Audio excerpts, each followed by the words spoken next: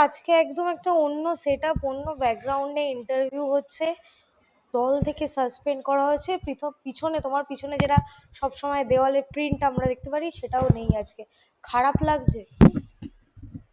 খারাপ লাগাটাই তো স্বাভাবিক, আমরা তো রক্ত মাংসের মানুষ। 13 বছর নিজের জীবনে নিজের যৌবনের যে দলকে দিয়েছি, সত্যি কথা বলার জন্য আজকে দল সাসপেন্ড করে দিল।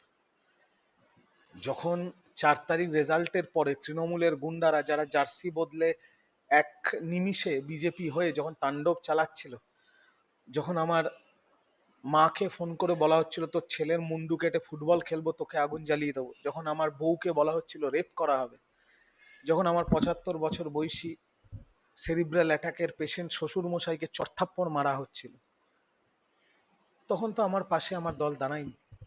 আমি তখন প্রাণে বাঁচার জন্য এবং পরিবারকে বাঁচানোর জন্য আমি বিজেপি শীর্ষ নেতৃত্ব দিল্লি এবং বাংলার সাথে যোগাযোগ করি, আর আমি বলি যে আমার পরিবারকে বাঁচান, এবং তারা পাশে দাঁড়িয়ে তো বাঁচিয়েছে, তারা পাশে দাঁড়িয়েছে।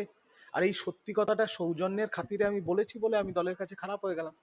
কিন্তু যাদের বাবা চিফ হুইপ, তারা যখন মমতা বন্দ্যোপাধ্যায়কে বলছেন ধৃতরাষ্ট্র, মমতা বন্দ্যোপাধ্যায়কে বলছেন আপনি চোখে ঠুলি পড়ে আছেন, অভিষেক বন্দ্যোপাধ্যায়কে দুর্যোধন বলছেন, তখন কোনো ব্যবস্থা হয় না। আমরা তো এমএলএ এমপি কাউন্সিলর নয়, আমাদের বিরুদ্ধে ব্যবস্থা হবে। মানে আজকে মুখপাত্র ছিলে বলে দলে এত অবহেলা বলতে চাই?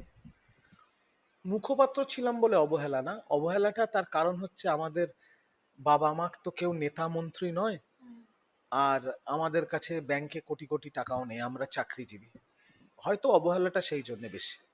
সেটা বিভিন্ন ক্ষেত্রে এই যে অভিষেক বন্দ্যোপাধ্যায়, এই নাম নিয়ে কিন্তু এখন একাধিক অভিযোগ উঠছে, তোমার কি? আমি অভিষেক বন্দ্যোপাধ্যায় ব্যক্তি অভিষেক বন্দ্যোপাধ্যায়ের বিরুদ্ধে কোনো মন্তব্য করব না। আমি 13 বছর একটা দলে ছিলাম। আজকে যদি তৃণমূল ক্ষমতায় আসতো তাহলে তো অভিষেক বন্দ্যোপাধ্যায়কেই দাদা দাদা বস বস করে চালাতাম। যারা এখন অভিষেক বন্দ্যোপাধ্যায়ের বিরুদ্ধে গালাগাল খিস্তি করছে, আজকে তৃণমূল ক্ষমতায় আসলে তারা তো 5 ঘন্টা করে লাইনে দাঁড়িয়ে থাকতো অভিষেক ব্যানার্জির সাথে সেলফি নেওয়ার জন্য, আর বাজারে ছেড়ে মার্কেট গরম করার জন্য। তো আজকে আমাকে আমার দল বার করে দিয়েছে বলে আমি অভিষেক ব্যানার্জিকে গালাগাল দেবো, এটা আমার বাড়িরও শিক্ষা না, আমার রুচিও নয়। তার বিরুদ্ধে যা অভিযোগ আসছে বা যারা তাকে নিয়ে কটাক্ষ করছে কুৎসা করছে, তার জবাব উনিই দিতে পারবেন, আমি এটার মধ্যে কোনো কথা বলবো না। ওনার ব্যক্তিগত আমি ওনাকে আক্রমণ করব না। এই যে তৃণমূল হেরে গেল, সরকারও গঠন করতে পারলো না, বিরোধীতে এলো, এর পিছনে কারণটা কি তোমার অ্যানালাইসিস? 3টে কারণ। নাম্বার ওয়ান, অভিষেক বন্দ্যোপাধ্যায় আর মমতা বন্দ্যোপাধ্যায় আমি জানি না কোন কারণে তারা পুরো দলটা নির্ভরশীল, দলটা তারা নির্ভরশীল পুরোটাই হয়ে গেলেন আইপ্যাকের উপরে, আর আইপ্যাক দায়িত্ব নিয়ে দলটাকে ভোগে পাঠিয়ে দিল। আইপ্যাকে রেড হচ্ছিল, দিদিমণিকে শিখণ্ডী করে দিদিমণির বিরুদ্ধে এখন সুপ্রিম কোর্টে কেস চলছে। আইপ্যাকের সব ডিরেক্টররা তো বেহাল তবিয়তে আছে। 10 দিন আগে তারা অফিস বন্ধ করে তৃণমূলের ক্ষতি করলো, তৃণমূলের সব ডেটা চালান করে দিল,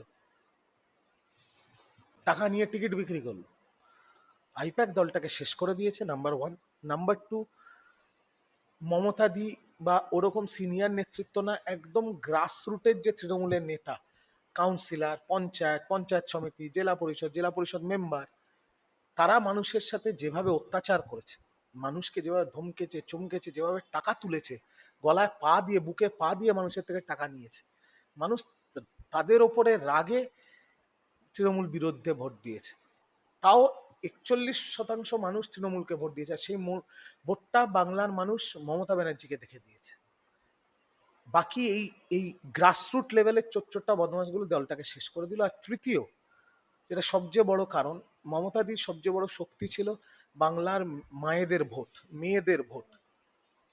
বাংলার মায়েদের এবং বাংলার মেয়েদের, বিশেষ করে হিন্দু মায়েদের এবং বোনেদের, দিদিদের, যেভাবে এই তৃণমূল কংগ্রেসের নিচু স্তরের নেতারা বছরের পর বছর অত্যাচার করেছে, দুর্ব্যবহার করেছে, 1500 টাকা দিয়ে সম্মান কেনা যায় না, তারা রাগে ক্ষোভে দিদির বিরুদ্ধে ভোটটা দিয়েছে।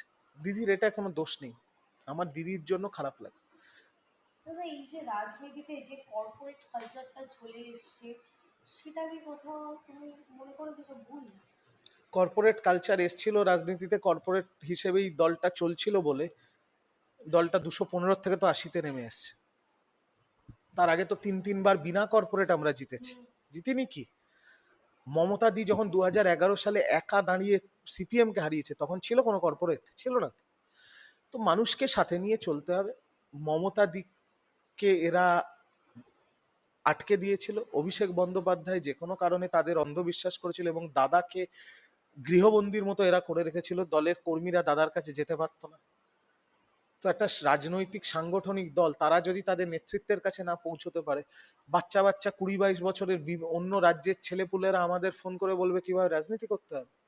আর তাও নয় আমাকে বললো আমি শুনে নিলাম, 3-3 4-4 বারের বিধায়ক, 3-3 4-4 বারের সাংসদদের তারা জ্ঞান দেবে কিভাবে রাজনীতি করতে হবে। এইভাবে হয়? হয় কখনো এইভাবে? সেই জন্যই তো আজকে এই পরিণতি হয়েছে। কিন্তু এর দায় দিদি আর অভিষেক দাকেও নিতে হবে। একটা বাইরের সংস্থা যে টাকার কন্ট্রাক্ট করে এসছে, তাদের হাতে পুরো দলটা এভাবে তুলে দেওয়ারও কোনো মানে হয় না। কল্যাণ ব্যানার্জি, গতকাল আমি একটা ইন্টারভিউ দেখছিলাম আনন্দবাজার পত্রিকায়, তিনি বলছেন যে অভিষেকের হাত ধরে আইপ্যাক এসেছিল, আইপ্যাক পুরো দলটাকে শেষ করেছে। সব জায়গায় অভিষেক বন্দ্যোপাধ্যায়ের নামটাই কেন জড়াচ্ছে? সে আমি দেখুন, আমি আবারও বলছি, আমি অভিষেক ব্যানার্জিকে নিয়ে কোনো ব্যক্তিগত মন্তব্য করবেন না।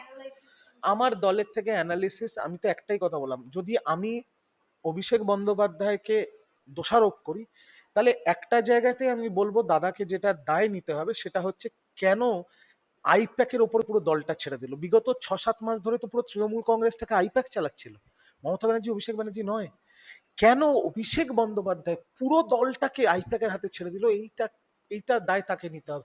এছাড়া ব্যক্তিগত কোনো মন্তব্য আমি করব না, কারণ আবারও বলছি, যারা এখন অভিষেক ব্যানার্জিকে গালাগাল দিচ্ছে, এই দল যদি জিতে যেত না, তারা 4 ঘন্টা লাইনে দাঁড়িয়ে থাকতো এই অভিষেক ব্যানার্জির সাথে সেলফি তোলার জন্য। আমার রাগ আছে, আমার অভিমান আছে, আমারও ক্ষোভ আছে। যখন আমার বাড়ির সামনে তাণ্ডব নৃত্য চলছিল, যখন এরকম রেপ করে দেবো, খুন করে দেবো, মেরে ফেলবো, এইসব আসছিল, তখন অভিষেক দা আমার ফোন ধরেনি, রিপ্লাইও করেন, আজকের দিন অবধি ফোন ধরেন। কিন্তু এখন প্রথম প্রথম আমার রাগ হয়েছিল, 4 তারিখ 5 তারিখ আমার রাগ হয়েছিল।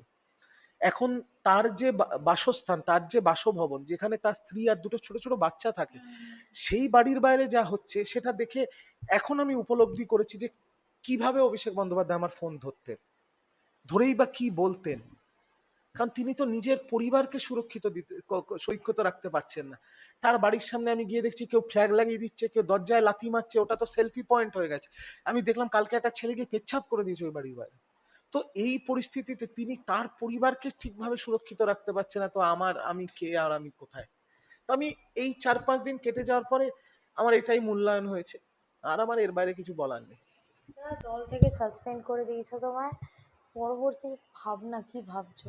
সাধারণ মানুষ, তোমরা আসবে বাংলার ভূমিপুত্র হিসেবে, বাংলা আমার জন্মভূমি, বাংলা আমার কর্মভূমি, আমি রাজনৈতিক বিশ্লেষক হিসেবে কাজ করব। আমার সব চ্যানেলরা আমার যারা ইন্টারভিউ নিয়ে গেছে আজকে, শুধু পোর্টাল না, বড় বড় যে চ্যানেল, এবং আমার বাড়িতে TV9 এসেছিল, News18 এসেছিল, জি 24 ঘন্টা এসেছিল, এবিপি আনন্দ এসেছিল, এবং যে সব ন্যাশনাল চ্যানেল, তারা সবাই বলেছে রাজনৈতিক বিশ্লেষক হিসেবে তারা আমাকে ডাকবে।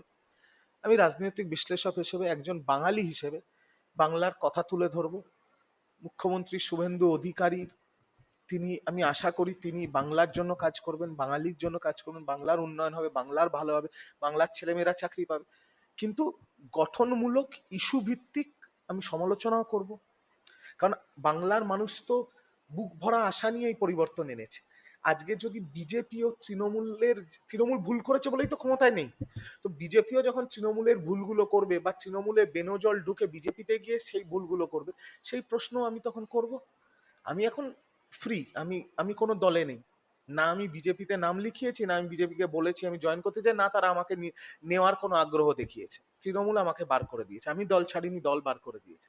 তো আমি এখন হাত পা ছাড়া চাকরি বাকরি করব, আর তারপরে যে চ্যানেলগুলো ডাকবে সেই চ্যানেলে গিয়ে রাজনৈতিক বিশ্লেষক হিসেবে কাজ করব। যদি চ্যানেল না ডাকে, আমার একটা ফেসবুক পেজ আছে, সেখানে 87-88 হাজার 88 হাজার ফলোয়ার আছে, সেখানে আমি ভিডিও করে নিজের বক্তব্য রাখবো, মানুষের কাছে রাখবো। মানুষ যদি শোনে খুব ভালো, না শোনে তাও ভালো। দাদা, শেষ একটাই প্রশ্ন করবো, এই যে তুমি আইপ্যাকের প্রসঙ্গ বললে, দলের ভেতরে কখনো এই প্রশ্নটা তোলো না? কি করে তুলবো? কি করে তুলবো? যে দলের রাজ্য সভাপতি সুব্রত বক্সী, তিনি মিটিং এ নেই, কিন্তু দলের সভানেত্রী মমতা বন্দ্যোপাধ্যায়, দলের জাতীয় সাধারণ সম্পাদক অভিষেক বন্দ্যোপাধ্যায় এবং প্রতীক জ্যান সেই মিটিং এ আছে, সেখানে আইপ্যাক বিরোধী কথা বলা তো সুইসাইড করা, রাজনৈতিক সুইসাইড করা।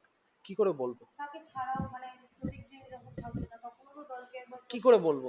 যদি ওর কানে চলে যায় তো কেরিয়ার শেষ হয়ে যাবে। রাজনীতি, আমার তো আবারও বলছি, আমার তো বাবা মা নেতা মন্ত্রী নয়, লক্ষ লক্ষ কোটি কোটি টাকা তো ব্যাংকে নেই, কখনো এমএলএ এমপি হয়নি যে প্রচুর টাকাও কামিয়ে নিয়েছি, ঘষে ঘষে ঘষে ঘষে এই জায়গায় পৌঁছেছি। আমার থেকে অনেক নিচু স্তরের, নিম্নমানের, যারা সামাজিকভাবে, শিক্ষাগত যোগ্যতা এবং সবকিছুর দিক দিয়ে অনেক নিচু মানের, নিম্নমানের, তাদের সামনে মাথা নিচু করে দাঁড়িয়ে থাকতে হয়েছে। কারণ একটা হিন্দু ঘরের জেনারেল ছেলে রাজনীতি করছে, কোনো তার কোনো রেকমেন্ডেশনও নেই, তার টাকাও নেই, ঘষে ঘষে রাজনীতি করতে হবে।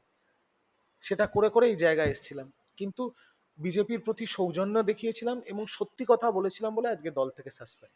আমি শেষে এইটুকুই বলবো, ভালো থাক তৃণমূল কংগ্রেস, ভালো থাক অভিষেক ব্যানার্জি, ভালো থাক মমতা ব্যানার্জি, আবার দেখা হবে।